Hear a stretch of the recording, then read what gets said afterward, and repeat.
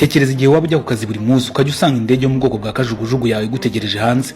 Kuri wowe uhise wumva ari ibintu bidasanzwe. Ntabwo wibeshye, ibi ntibisanzwe ko byaba kuri buri wese, ariko ibi nibwo buzima bwa buri munsi kuri Perezida Vladimir Putin w'Uburusiya, igihugu cy'igihangange kandi giteye imbere mu nzego zose. Muri iyi nkuru tugiye kurebera hamwe ishusho y'ubuzima bwa buri munsi kuri Perezida Vladimir Putin, haba mu buryo bwo gutembera cyangwa se uburyo bw'umutekano we, aho ariho hose, yaba ku butaka, mu mazi ndetse no mu kirere. Vladimir Putin azwiho kugira uburinzi bwihariye kandi budasanzwe ku bijyanye n'umutekano we. Ibi bivugwa hagendewe ku bitero by'abicanyi bagiye bagerageza kumwivugana, ariko byose bikaburizwamo n'abashinzwe umutekano we, ukongeraho n'ubuhanga bwe nawe mu bijyanye n'ubutasi no kwirinda ibitero by'abicanyi.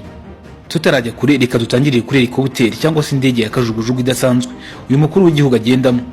Perezida Vladimir Putin iyo ari gukora ingendo zo hagati mu Burusiya agenda mu ndege nto ariko idasanzwe ya kajugujugu, yagiye ivugururwa cyane kuri tekinoloji yayo. Iyi ndege yitwa Lema Y-Edge, niyo yakoreshwaga mu ntambara y'ubutita Uburusiya bwari buhanganyemo na Leta Zunze Ubumwe za Amerika.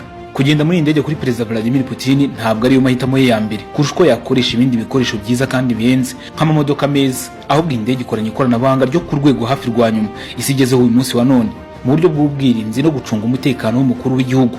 Urugero ni nko kumenya ibitero bigiye kwigabwaho kandi iri mu ntera ndende uvuye ahiri, aho ikoresha sisiteme y'imirasire ya infrared kandi itabonwa mu buryo bworoshye mu kugenzura umwanzi cyangwa se igisasu cyahiraswa ugiturutse mu birometero bya kure. Ukongeraho n'itumanaho ryihuse kandi vuba, uri muri indege abagirana n'abasigaye ku butaka bakavugana nk'abegeranye amaso ku yandi. Kuri ubu kimwe na Perezida wa Leta Zunze Ubumwe za Amerika, Perezida w'Uburusiya nawe agira indege nini agendamo ya Air Force One yitwa Ilyushin Ir-96-300.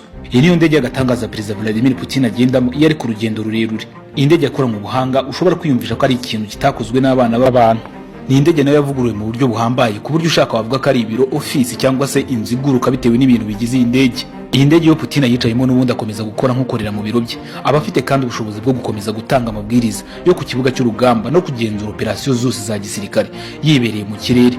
Umva ikirushijeho kurusha ibindi rero, iyo Putin ari muri iyi ndege aba afite kontrole yose n'imbarutso ku bubiko bw'intwaro za kirimbuzi.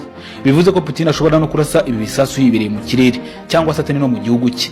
Iyi ndege ishobora guhagarara mu kirere nibura amasaha ari hejuru ya 6 kandi ifite ubushobozi bwo guhita imanuka ku kibuga icyo ari cyo cyose igitaraganya mu gihe haba habayeho inkuru zibwira gusubira ku butaka mu buryo bwihuse. Ibi biha umutekano usesuye kuri Perezida w'Uburusiya, nk'aho bidahagije kandi mu rwego rw'umutekano iyi ndege ifite akumba k'ibanga gashobora gucomokorwa Perezida akagahongeramo mu gihe haba habayeho ikintu cyahungabanya indege.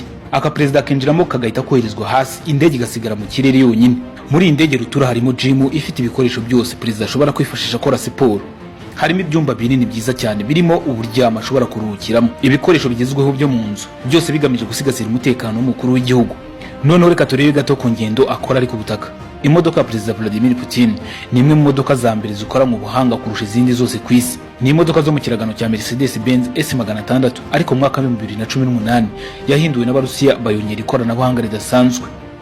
Iyi modoka ntishobora kuraswaho za bombe kandi n'amasasu ntiyayinyuramo. Ibyuma byose bikoze iyi modoka byose byifashisha mu itumanaho ridasanzwe. Putin afite bene izi modoka ngo zisaga 700 n'izindi z'akataraboneka zo mu bwoko bwa limousine agendamo iyo ari gukora ingendo zo ku butaka. Gusa ibi byose sibyo Perezida Vladimir Putin akunda, ahubwo yikundira ingendo zo mu mazi, aho usanga afite ubwato budasanzwe bwitwa Graceful bureshya na metero 80. Ubu bwato buba bufite abakozi ubariyemo n'ababutwara bose hamwe iba ari staff y'abantu 24 baba baherekeje Perezida Vladimir Putin. Perezida yagenewe ubu bwoko bw'ubwato bubiri, ubunini muri ubu bureshya na metero 150, bukaba nibura bufite agaciro ka $990 z'amadolari ya Leta Zunze Ubumwe za Amerika. Nkuko twavuze ko iriya ndege Perezida Vladimir Putin agendamo imeze nk'inziguruka. N'ubu bwato ushaka wavuga ko ari umujyi munini ureremba hejuru y'amazi, kuko nabwo usanga bufitemo pisine yo kogeramo, aho gukorera siporo gym. N'ubu bwato bw'agatangaza, urebye nacyo ni ikintu amaboko y'abantu yakoze kidasanzwe. Ubu bwato bufite ubushobozi bwo guhangana n'imihengeri ifite imbaraga nyinshi, ukongeraho ko bugenda buzengurutswe n'andi mato ashobora kugenda bureberera impande zose igihe ushobora kubwangiza. Perezida Vladimir Putin kandi igihe ari mu mazi ashobora no kugendera muri bwa bwato buto akenshi umuntu agendamo ari kwishimisha. Aha akarusho nuko ari usanga bwitwariye akenshi. Ikindi nuko hari raporo zitandukanye zivuga ko ari nawe boss w'uruganda rutunganya amato adasanzwe. Gusa nka Captain Walt Peace w'umwongereza yigeze kuvuga ko atemera ko Putin ari we boss w'uruganda rwari amato, ahubwo ko byegamiye kuri kompanyi itagize aho ihuriye na Perezida Vladimir Putin. Ikindi kintu kizwi nuko Perezida Vladimir Putin iyo bigeze ku bijyanye n'ingendo ngagerageza gukoresha ingengo y'amafaranga itari hejuru cyane, byaba ku butaka, mu mazi cyangwa se mu kirere, kandi akaba yizeye ko agifite mu ntoki ububasha bwo kuyobora no kureberera umutekano muri rusange w'igihugu cy'Uburusiya. Gusa muri rusange Putin akunda kugaragara atemberera mu buryo bwihariye, aho ushobora kumubona ari ku ifarasi kandi aherekejwe n'abandi bantu batarenze babiri. Ibi nabyo bigaragaza uburyo uyu mugabo yizera cyane, akanizera umutekano aho yaba ariho hose.